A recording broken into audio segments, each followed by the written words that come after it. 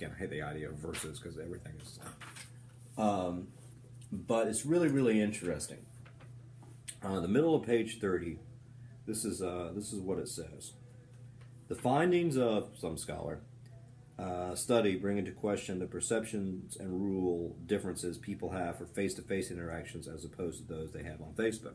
This is the big thing that I've been talking about the entire time. I mean, we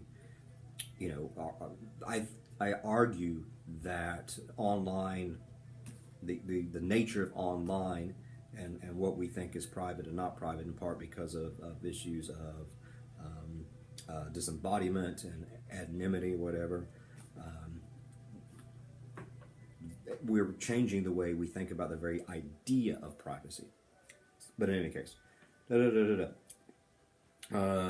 consequently, this research underscores the individuals tend to be more likely to reveal information on Facebook than they would in their face-to-face relationships, right?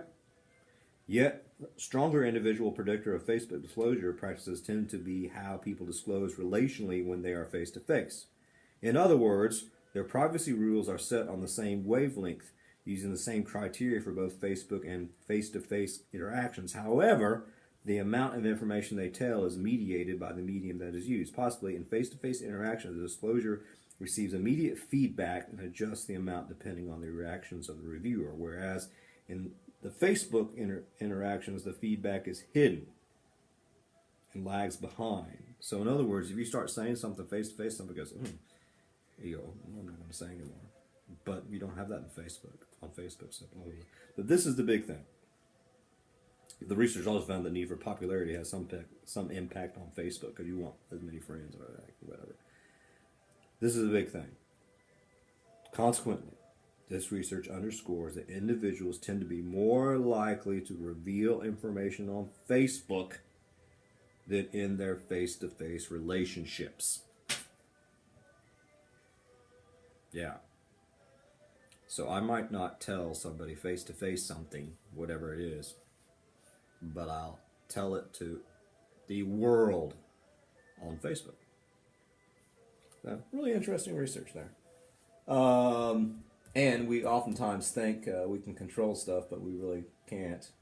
But we do enact some controls. Top of page 31 talks a little bit about privacy control. Mechanisms of privacy control are also seen in various studies by Lewis. Because social groups influence each other on multiple levels, it stands to reason that the same types of issues would be found with social networking sites and Facebook use. The study finds that individuals who have more friends who use private profiles are more likely to maintain their own Facebook profiles in a similar way. Makes sense. In this manner, friends and roommates were influenced to restricted access to their information when their friends use high control privacy settings.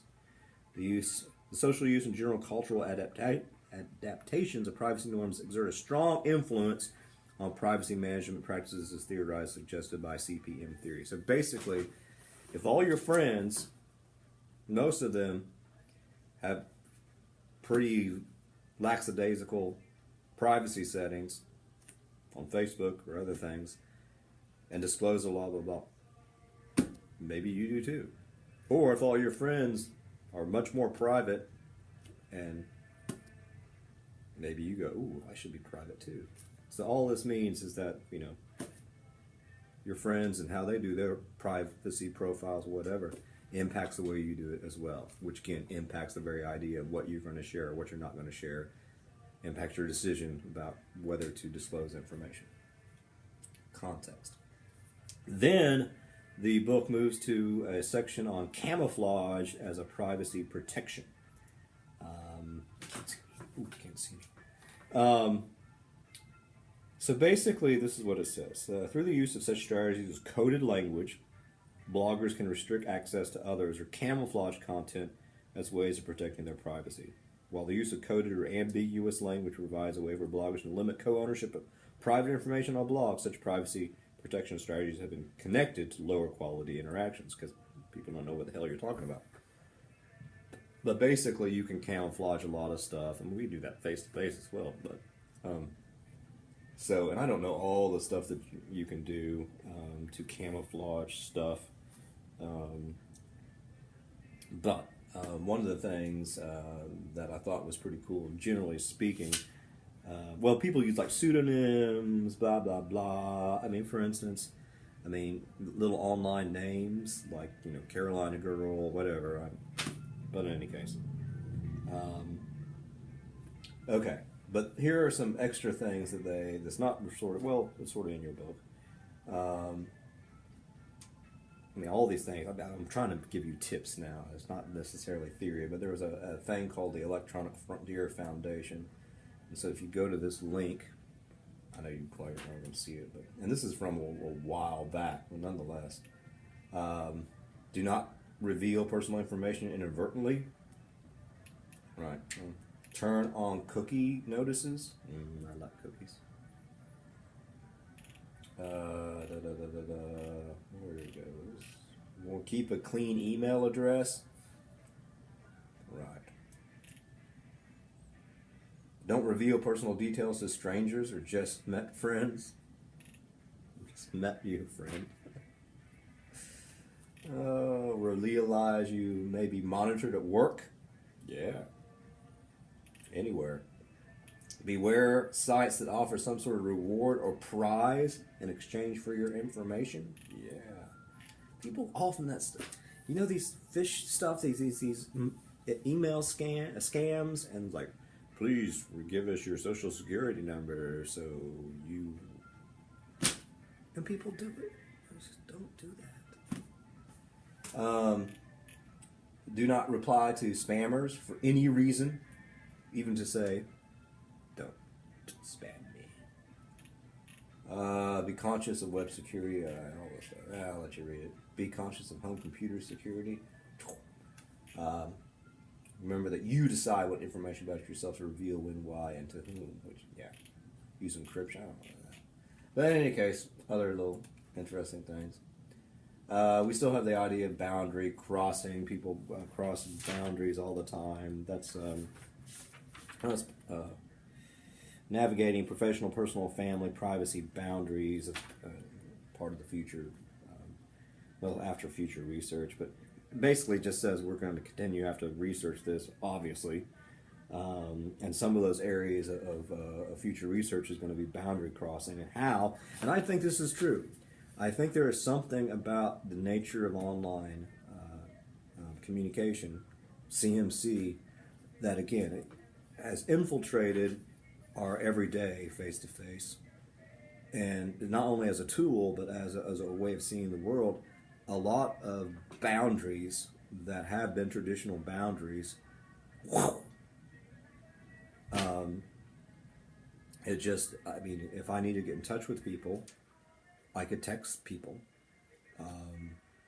I usually do not give my cell phone number to students, maybe just a few students that I know here and there that sometimes I travel with, or they're going to conferences and I need to reach them. But a lot of folks do. A lot of folks give all this information through email and stuff like that. But basically, things that we have thought of as these are definite boundaries so far as issues of privacy, but not only that, just ways of thinking about issues and everything. There's a lot of boundary crossing. Fuzzy boundaries. Who should this person know this about me? Should this person know this about me? Lots of boundary crossings. Example, parents joining Facebook and other things and trying to, reach out to their children or adult children. I don't want you to see that, Mom. Or maybe, I don't know. Identity as privacy. So there's some final stuff about the issues of identity. So for many, identity regulation is analogous with sustaining security of their person, and when they are using internet communication. So basically, it says a lot of work needs to be done on the nature of identity within the context of online communication. What is identity? I don't know. Are you somebody else online that you? I don't know. So issues of privacy and issues of identity are all more things that folks need to do research on. We want autonomy, we want our own privacy, but that's always going to be tough in the CMC world. And we also, programming code, sometimes we have to give folks information in order to be online in the first place. And there's also some stuff going on with corporate colonization and net neutrality.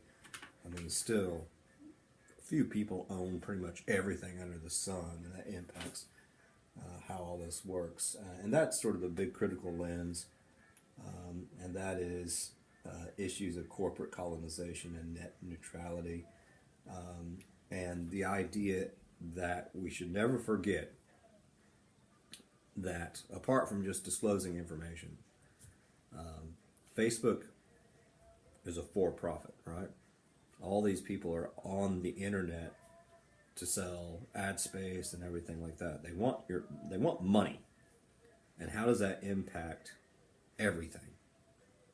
When you disclose stuff, that might be, we disclose things for certain reasons, and we talked about that, but